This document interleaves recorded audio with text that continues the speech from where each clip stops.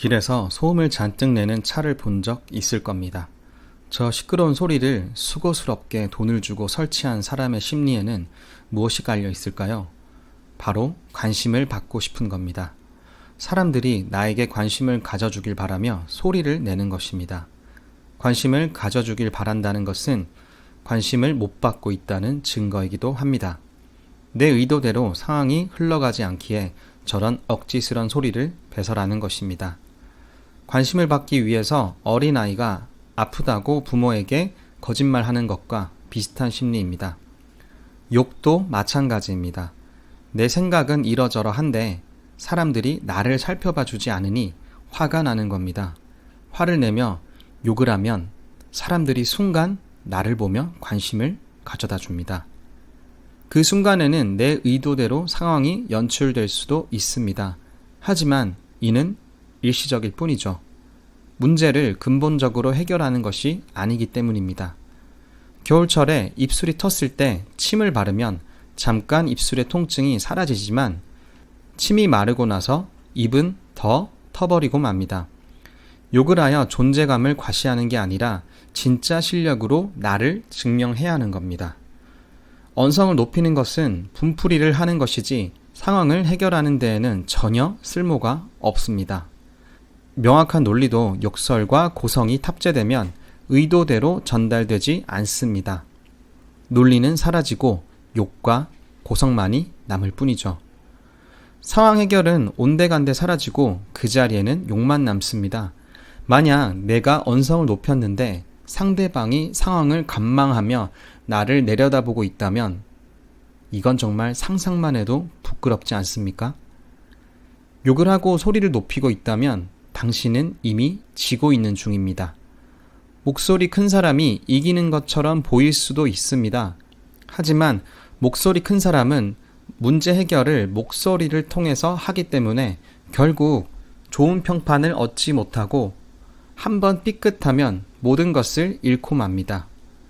상대방을 설득하기 위해서는 큰 목소리와 욕설이 아니라 차분한 목소리 위에 논리를 탑재해야 합니다. 욕하는 사람들은 내면에 두려움이 많은 사람들입니다.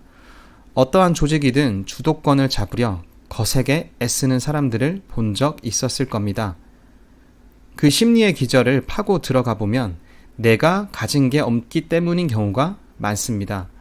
조직 안에서 확고한 입지나 능력을 인정받지 못하고 있기 때문에 나보다 아랫사람, 나보다 약한 사람을 가르치려 하고 못살게 굴며 자신의 입지를 다지고자 합니다. 가진 게 없기 때문에 외면이라도 거칠어 보여야 합니다.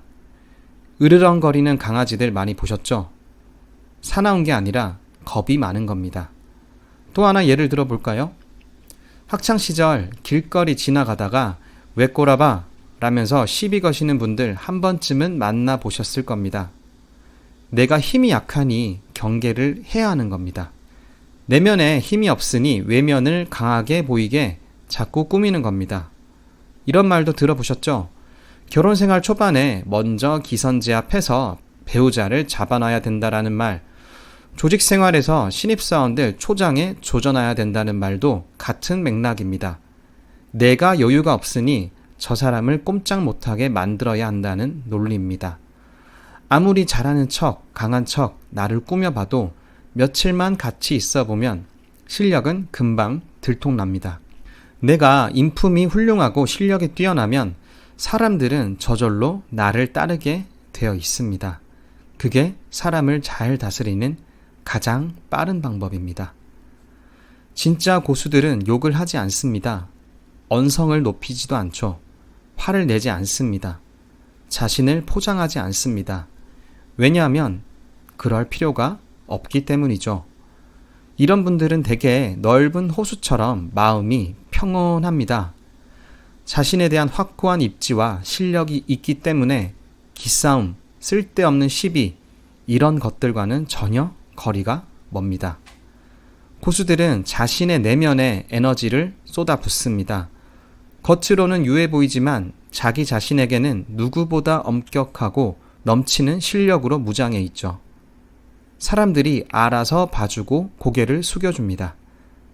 욕을 하는 사람들은 대부분 자존감이 낮은 경우가 많습니다. 자존감을 높이는 가장 빠른 길은 실력을 높이는 길입니다. 실력은 금방 쌓이지 않습니다. 장기적인 안목과 시야가 중요한 이유죠. 며칠 노력해놓고 안 된다고 하면 안 됩니다. 며칠 노력하는 건 누구나 다 할 수 있지만 오래 지속하는 건 아무나 할 수 있는 일이 아닙니다. 시험을 위한 공부는 단기간 바짝 노력하면 좋은 점수를 얻을 수 있습니다.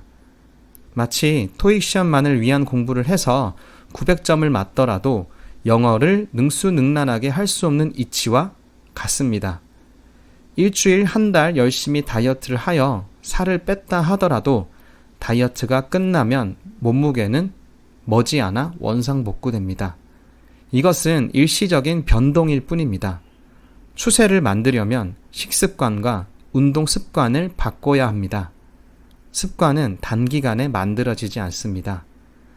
눈앞의 달콤함에 속지 마십시오. 쓰지만 장기적인 노력이 인생을 바꿉니다.